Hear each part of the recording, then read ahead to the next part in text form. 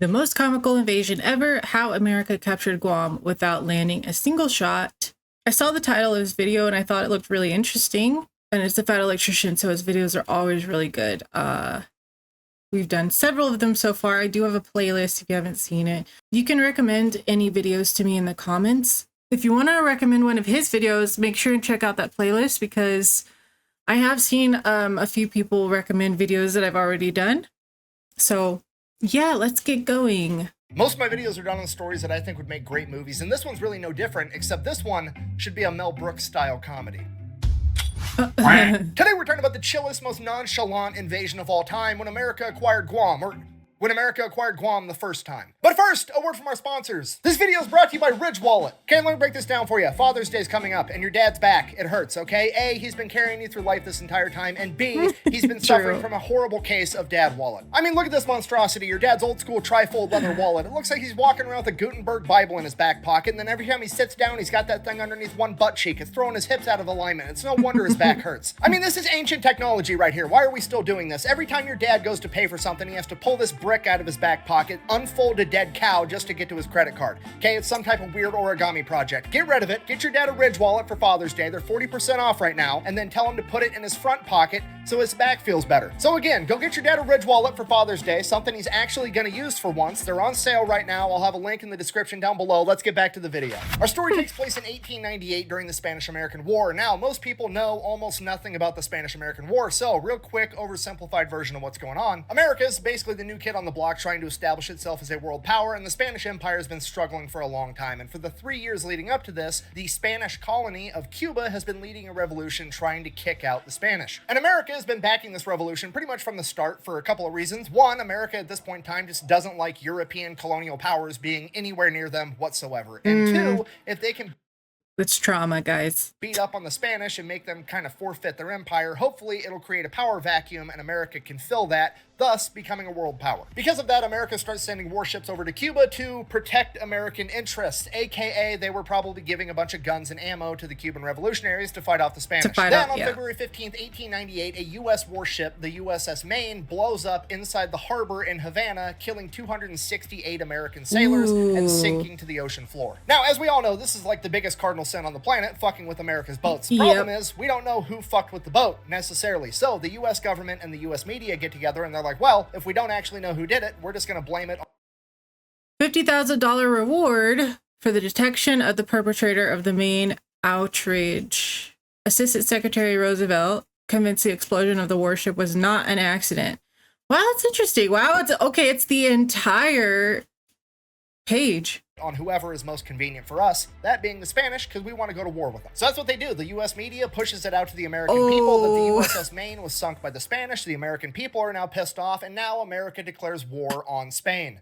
Wait, is that true? So they just did propaganda stuff? Now, to That's be completely good. fair, the sinking of the USS Maine is still controversial to this day. It has been investigated and studied and theorized to death at this point. I think the Spanish government, the American government did investigations right after it happened. The American government then did another investigation like 10 years later. Then they did another investigation in the 1970s. And then National Geographic has done an investigation. And it all comes down to nobody actually knows what happened, but there's two going theories. Theory number one, and the one that I believe in the most, is that it was an internal explosion, meaning that it was more than likely an accident, and the American government just took advantage of the accident as an excuse to enter the war. So why do I believe that? Well, it's Occam's razor. The simplest answer is probably the correct answer. The USS Maine is a coal-burning ship. Coal is combustible, and it emits methane, which is a flammable gas, and it's also full of black powder to be able to shoot the guns, and it's parked inside of a port of a country that is world-renowned for its cigars, okay? It's probably one big accident, and the crew fucked up, blew it up. Now, theory number two, and this is where all the conspiracy theories come in, it was an external explosion, meaning that it had to have been an underwater mine, meaning that somebody had to have deliberately blown up the USS Maine. Now, there's three parties involved, and it would have had to have been one of those three, obviously, right? It A, was Spain blowing up an American ship for supporting the Cuban Revolution. It B, was the Cubans knowing that America would assume that it was Spain so that America would join in and help them in the revolution. Or C, it was America blowing up its own ship in a false flag operation to have an excuse to enter the Spanish-American War. Now, out of those three, obviously A, the Spanish did it, is what the American government went with at the time, you know, so they could enter the war because they wanted to, basically using it as an excuse, or maybe they That's kind of messed up, to be honest. That's really, I don't like thought that. Who knows? B, nobody actually really believes the Cubans did it. That's just, I don't know, like an offshoot theory. C, that America launched a false flag operation is a very trendy conspiracy theory that all kinds of people, including history teachers that I have had, have went out and said. Now, I want to be very clear about this. There's zero fucking evidence to support this theory. Absolutely none. That's not true because it's actually the Cuban government's official stance that America did blow up the USS Maine, and even the statue in Havana honoring the USS Maine says that the crew were victims to imperialist greed. Yeah, and the Cuban government has no evidence to back that up, meaning that it's just an opinion. And guess what? I don't give a flying fuck about the opinion of the communist government of Cuba. And neither should anybody else, because when you have over 1 million people that flee your country by any means necessary, and I mean any means necessary, they're making their own boats. There's people that are hang gliding all the way to Florida. When you have people willing to do that to get away from your government policies, maybe, just maybe, you have bad ideas. I mean, literally hundreds of thousands of people have left in a singular year to go to Florida. Okay, Florida has more Cuban refugees than Wyoming has people.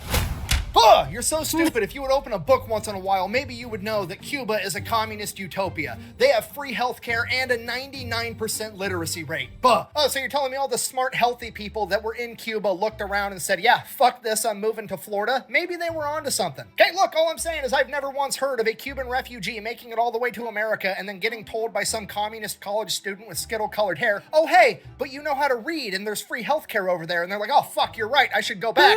That's never happened. Well, the only reason that Cuba doesn't do that great is because America has an embargo on them. An embargo just means that America doesn't trade with you, okay? America's one nation, Cuba's one nation. There's 195 of them on the planet. Try doing business with one of the other 193. Okay, look, all I'm saying is it's really hard to claim to be the superior way to run the world when you can't get along without the capitalism there, okay? Right now, it's the geopolitical equivalent of a 20-year-old kid still living at home that's mad at mom and dad for making him get a job, and now he can't pursue his dream of being a Twitch streamer. Okay, because historically speaking, that's the only way that communism works, is when capitalists are funding it. And if you don't believe me, we can look at all the communist nations on the planet. Okay, there's 5 of them. We got North Korea, Cuba, Laos, Vietnam, and China. The only 2 that you can see from outer space at night are Vietnam and China, and I'm sure it's just a coincidence that... I'm gonna sound so dumb. I didn't know Vietnam was... Did I know Vietnam was a communist country? What? I went to Vietnam once. It was beautiful. Anyways. But they're also the only ones that have a McDonald's and a KFC on every fucking block. Okay, I'm calm. What was this video about? Boy, that escalated quickly. Yeah. It jumped up a notch. It did, didn't it? Sorry, the USS Maine. Very controversial. Regardless, it gets blown up. America uses that as the excuse or the reason to enter the Spanish-American War, declaring war on Spain. So one of the first things that America does is they get a hold of Commander George Dewey. He is the man that is in charge of America's Asiatic fleet, and they are currently stationed in Hong Kong. They go ahead and they give him the order, hey, take the Asiatic fleet from Hong Kong, sail it over to the Philippines, go into Manila Bay, and take the entire thing over, because the Philippines at this point in time is a Spanish colony. So that's exactly what George Dewey does. But before he leaves Hong Kong, he decides he is going to enlist the help of a man by the name of Emilio Alguinaldo, who is currently exiled in Hong Kong because several years prior, he had just led an entire revolution against the Spanish in the Philippines. Now, obviously, you do not see exactly where this is going, because America's never, ever done anything like this, ever. You know, the definitely not a classic move where we encourage a guerrilla fighting group to overthrow its current government, and then we end up fighting that guerrilla fighting group like 10 years later, and it's just way worse overall. Anyways, yeah, that's basically what happens. Dewey shows up to Manila Bay with the Asiatic fleet. He takes over the bay almost immediately, at which point he sends Emilio ashore. He gathers up some revolutionaries, and they're going to start fighting the Spanish way before the American troops ever even set foot on the ground. Now, at this point, something unexpected happens. The German and the Japanese Navy show up, pretty much for the same reason America's there. They also would like to own the Philippines. So now George Dewey just does not So everyone just shows up at once? How'd they get the memo? Men to go around, because he has to keep all his men on the boats, potentially ready to fight the Germans and the Japanese in naval warfare if they want to do that, and now he doesn't have any American soldiers to go ashore and help out the guerrillas. So Dewey does the only thing he can do. He requests reinforcements, and it takes about 3 weeks for those reinforcements to even start heading his way. Captain Henry Glass is going to be departing from California in a U.S. cruiser known as the Charleston, and he is going to make his way over to Hawaii, where he is going to pick up and escort 3 troop transports completely full of American soldiers soldiers, and that is who is going to go ashore and fight the Spanish in Manila. So that's what he does. He goes to Hawaii, picks up the troop transports, and while he's there, he is given a sealed letter with orders directly from the Secretary of the Navy that he is only supposed to open once he gets underway and out of sight of Hawaii. It's a secret mission in uncharted space. Let's go! So now Henry Glass and the men of the Charleston are pumped. They get to go Suspicious. on a super duper top secret mission. So they get out in the open ocean, open up this letter directly from the Secretary of the Navy, and here's what it says. I'm not going to read all that. I'm just going to go ahead and summarize. No, I want to see. Okay, sorry. I really do want to look at it real quick. Open up this letter directly from the Secretary of the Navy, and here's what it says. The war with Spain, seizure of the island of Guam. The following order dated May 10th, 1898. Okay. You will proceed with the Charleston and City of Pekin and Company to Manila. Okay. You are hereby directed to stop at the Spanish island of Guam. You will use such force as may be necessary to capture the port of Guam, making prisoners of the governor and other officials and any armed force that may be there. Ooh. You will also destroy any fortifications on said island and any Spanish naval vessels that may be there or in the immediate vicinity. Oh, okay. Says. I'm not going to read all that. I'm just going to go ahead and summarize it for you. It essentially says, hey, on your way to Manila, make a quick pit stop in Guam and take it over real quick. It should only take you a day or two. Chop, chop, hurry the fuck up. So now the crew's super pumped. I mean, they wanted combat, and they just got orders to speed run an entire invasion and take over of another country while they're on their way to go invade and take over another country. It's like putting bacon bits on bacon. These guys love it. So the crew starts getting ready. They go and they dig through all the maps and books on the ship, trying to find out anything and everything they can about Guam. And according to the latest intel, granted, it's a couple years old, but damn it, it's the newest intel we've got, and we've got to go off of it. There's going to be a Spanish warship there and a couple of forts guarding Guam. It is going to be a fierce fight, and we need to get ready for it. So they start training. They start taking barrels, empty crates, anything they can spare, and throwing it overboard. And once it drifts a couple 100 yards away, they open fire on it with the guns for target practice. And this goes on the entire time. And then finally, June 20th, 1898, they arrive at Guam. It is early in the morning. They're going to attack at first light. 6 a.m. is when they're going to sail in and launch their assault. So it's early morning. It's foggy. The whole crew's on edge. They're ready for combat at any moment. And they're just coming up on Guam, and they're coming up on Guam. And finally, through the fog, they can make out a ship. It's got to be the Spanish warship, right? It's guarding Guam, and they get closer and closer. And right as they're about to open fire on this ship, it's a Japanese merchant vessel. Okay, that's weird, but I mean, what are you going to do? Just keep advancing, I guess, right? That ship and those forts got to be in there somewhere. So they keep advancing through the fog, and they keep advancing, and they keep advancing. And finally, they start to see the silhouette of one of the forts off in the distance through the fog. But the problem is the fort is built directly onto a cliff face, and it's so high that the guns on the ship aren't going to be able to actually fire at it. Well, now we've got a fucking problem because the sun is fully out, and this fog is getting thinner and thinner by the second. So we're going to have to haul ass and try to get out of range of this fort as soon as possible. So that's what they do. They haul ass through this fog trying to get out of range of this fort, and they do it. They don't get fired on a single time. They made it through. Hooray. So now it's like broad daylight out, and they roll up on this second fort. And this fort, they're going to be able to hit with the guns. It's finally go time. We get to show off our expert marksmanship. So they roll up, and they just start bombarding this fort with fire. They shoot at this fort like 13 times, missed every single time, and they got zero return fire from the fort. The entire crew is just completely confused. What the fuck is going on? I come here for a shootout, right? Don't be go get up. Go off. A shootout, right, is a fucking shootout! So everybody looks at the captain like, Captain Glass, what are we going to do? And he's like, I don't know. I guess we'll get ready to go ashore and take over Guam on foot. I guess. Nobody wants to fight us on the water, apparently, so start getting the whaling boats ready, get your kit on, we're gonna go do this. So that's what they do. The whole crew starts getting ready, and while they're getting ready, they start to notice that there's a bunch of people amassing on the beach that they need to go to. So they're like, oh shit, this is gonna go down. We're gonna get in a fight on foot on this beach. Fucking, it's go time. So they're getting their guns and their kit ready. You know, the intro scene to every military movie ever right before the big mission is going on at this exact moment. And right then, a little tiny boat full of a bunch of Spanish guys rolls up and boards their ship. And the first thing the Spanish guys say are, hey, sorry we didn't return the salute. We didn't have any black powder or guns ready to do that. And the Americans are like, what? What are you talking about? And they're like, the salute you did earlier where you like... Oh, no. I don't think the Spanish blew up that ship. No. fired when you pass the port, you know, to salute us as a courtesy. And the American See that? Come on. If the Spanish had blown up that ship, wouldn't they have known like their enemies? Why would they just come and say hello? That makes no sense. I don't believe that the Spanish blew up that ship at all.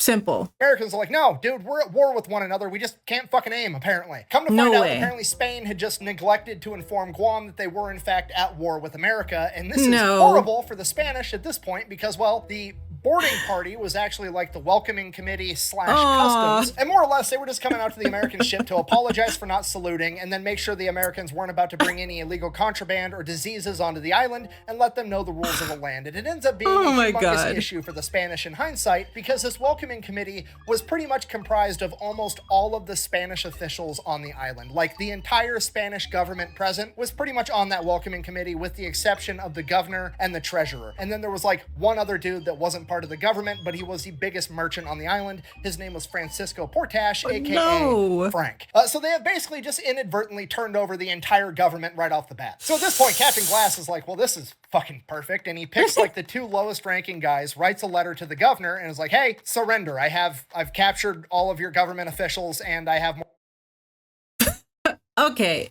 Is this real? Listen, I don't have to. This is not real.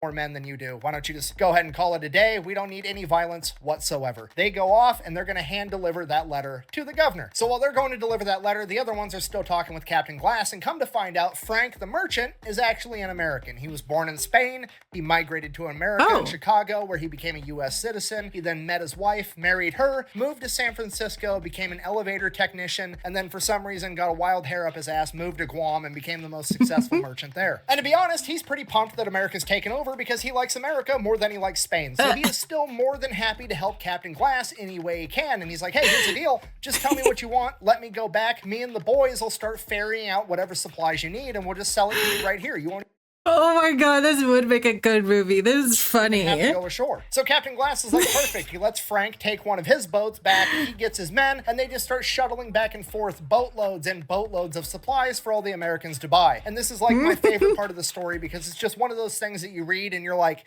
yep, that's too stupid to not be true. One of the Americans wrote in their journal, and I quote, Francisco's men sold fruit at astonishingly low prices. You could buy 3 bananas, 2 mangoes, and a pineapple for 1 cent, but one of the live monkeys cost 2 whole American dollars. It just goes to show you, war changes, but the men that fight it never do, because that's the most grunt shit I've ever heard in my entire life. Okay, now cut back to the 2 dudes delivering the letter of surrender to the governor. We'll call them Bob and Tom. Okay, Bob and Tom make it ashore. They start walking over to the governor's palace. They get about halfway there and they notice that there's like 20 dudes pushing 6 brass cannons from the governor's house down the side of the road. And Bob and Tom look at each other and they look at these guys and they're like, holy shit, are we actually going to try to fight the Americans? And the guys pushing the cannons are like, what?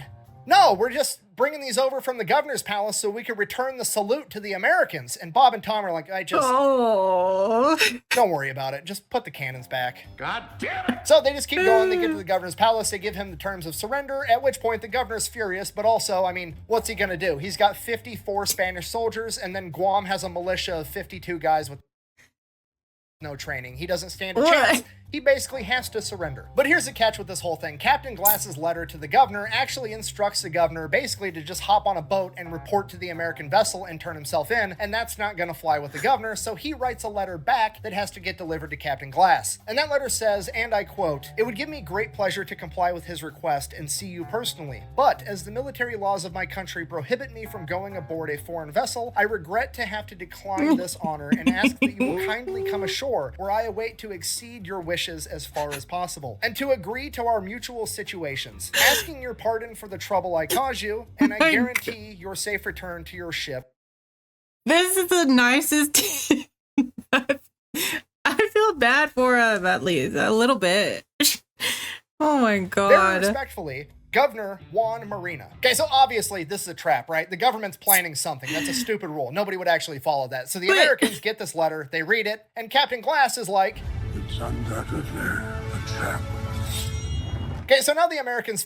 I get it, but nothing they've done so far has made it seem like they have any other plans to follow. Like, They're just being super nice the whole Fill up time. one whaling boat with Captain Glass and a bunch of soldiers, and then another whaling boat just completely full of soldiers. Captain Glass and his boat are going to go ashore, where they're ideally going to accept this surrender, but it's probably a trap. And then that other whaling boat is going to wait right offshore in case they need reinforcements for when shit goes down. But to the American surprise, the governor shows up with his 54 soldiers and then his 52 militia members, and he just straight up surrenders. So they take the governor as a POW, they take all the weapons away from the Spaniards, they take all of them as POWs. Then they take all the weapons from the militia, and then they're just kind of like, you guys are from here. Go ahead and go home. We're just going to take the weapons. Get out of here. At this point, the governor is like, oh, hey, by the way, I wasn't able to find my treasurer, Jose Sixto. I have no idea where he is. Do you want me to send a search party to go find him so you can take him as a POW too? At which point, Captain...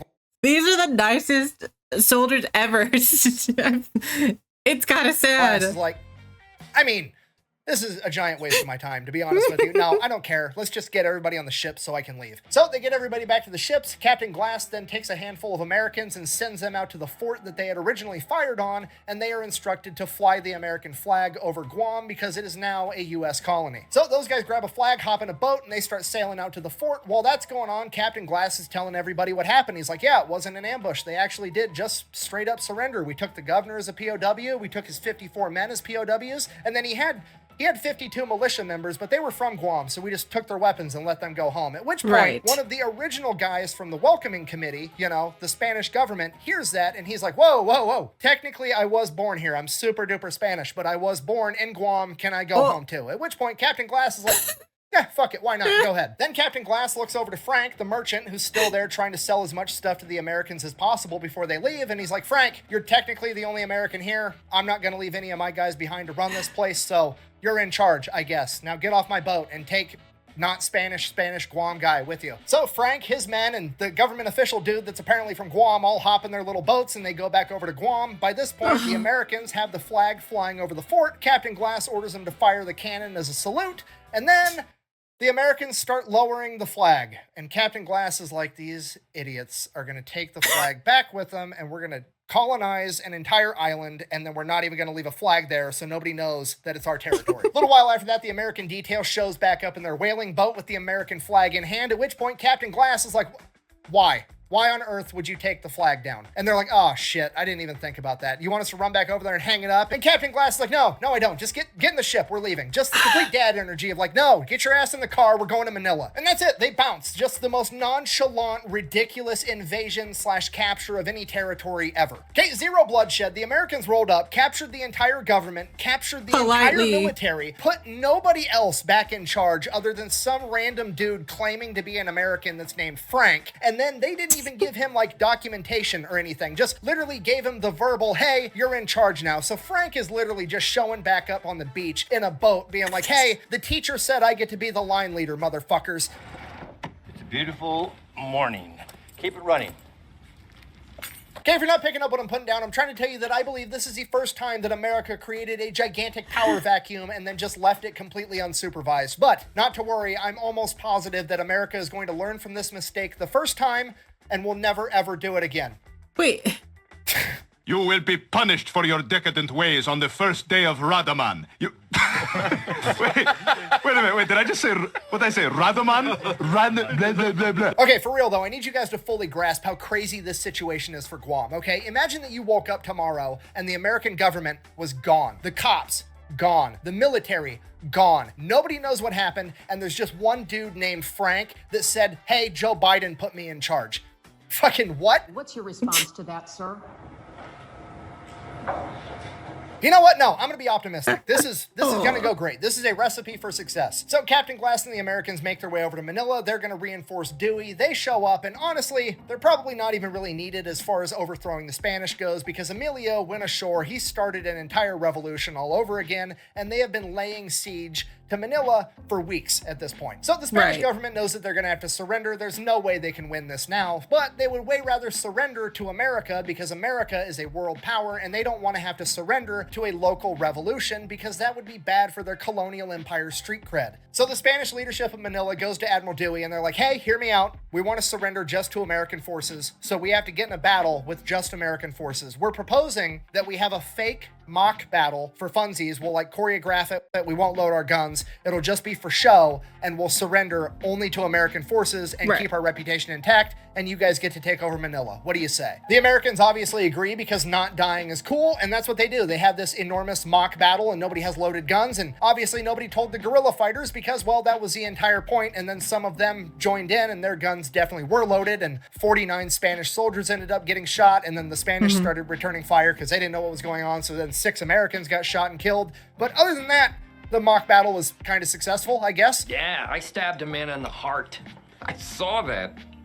Brick killed a guy. Yeah, there were horses and a man on fire. So the Spanish surrendered, America takes over Manila, and the Spanish-American War would be concluded in December of 1898, and that would end with America now having Guam and Puerto Rico as colonies, and then they would also purchase the Philippines from the Spanish for $20 million. And needless to say, Emilio Aguinaldo, the Filipino revolutionary, is fucking furious, you know, by the whole lack of Filipino independence and whatnot. Understandably so. Which pretty much immediately leads into the Philippine-American War that started like a month later in February of 1899, and the whole thing is just a timeless American classic. America gets guerrillas to do the dirty work for them, guerrillas overthrow government, now America has to fight the same guerrillas.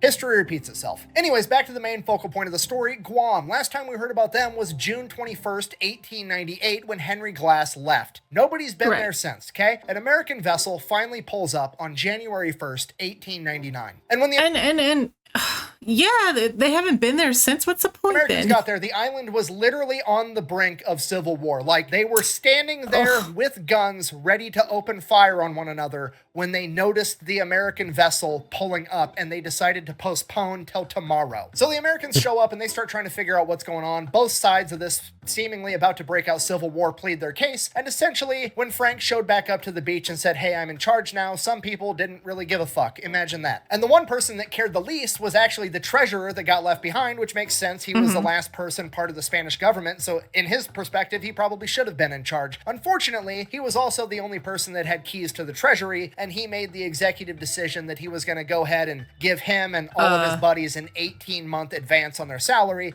basically bankrupting the entire country. So because Jose and all of his buddies had all the money, they basically had all the power, and they were essentially in charge, and this went on for a little while, and then eventually Frank and some of the other people there got mad and started a pro-America group, and things started to escalate and escalate and escalate, and eventually war was about to break out, and then the Americans finally showed back up. So the Americans audit the treasury, determine that Jose did in fact steal all the money, they order him to pay it back, and then the American captain appoints a man by the name of Joaquin Perez to be the governor. He picks out his own cabinet, and now Guam actually has a government. At which point the American ship captain basically informs the new Guam government that they are under the authority of the United States Navy. Anything that was Spanish lands is now American lands, and other than that, here's your American flags, we're gonna fucking dip out. And then the Americans left again. They don't hear anything for a couple more months, then randomly another American ship shows up, but they go to check him out. He's just there to pick up coal. He picks up some coal, he leaves. Couple more months pass, nothing exciting happens, and then one day a Spanish military ship shows up, and this is where the pucker factor kicks in, because the Americans took all the weapons and the people of Guam can't defend themselves, so basically they're just gonna have to switch flags again. But to their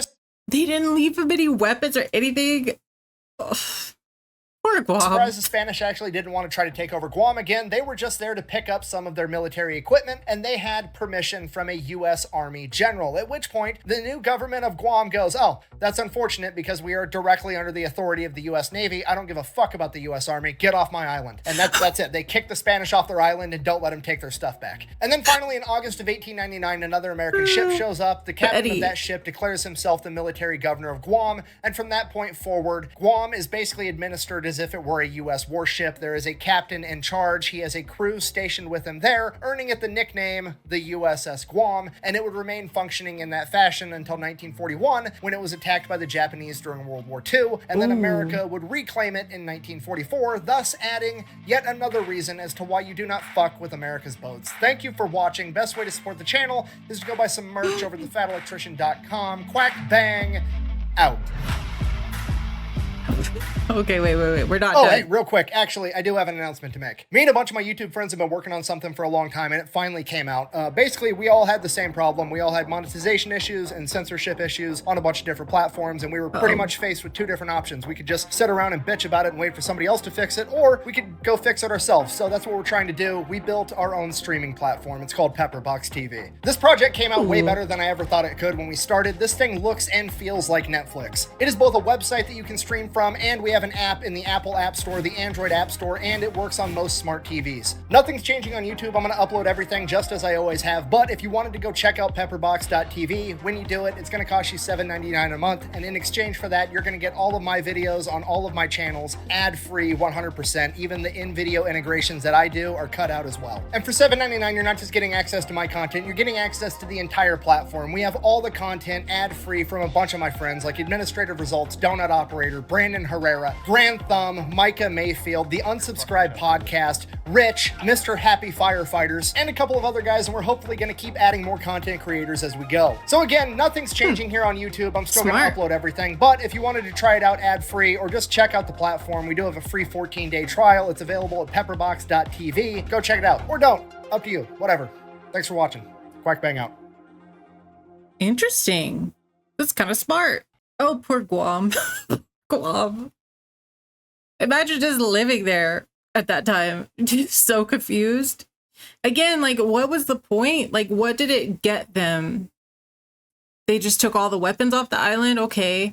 But then what about after that? Why did we need Guam? That's hilarious. That would make such a funny movie. That was a wild one, guys. Let me know if there's anything I should watch in the comments. I do take your opinions into consideration, or your recommendations. And I'm not sure I'm convinced that Spain blew up that ship still. They seem so casual about this whole thing. Am I missing something? You can let me know that too, because it just doesn't feel like, why would they blow up a ship and make such a big move like that and then barely fight back at all? Barely, like, the people on the island didn't even know about it. So that's why I think it's probably not them. Maybe it really was a mistake. Ugh. But we'll never know, I guess. Let me know what you think, and I will see y'all in the next one.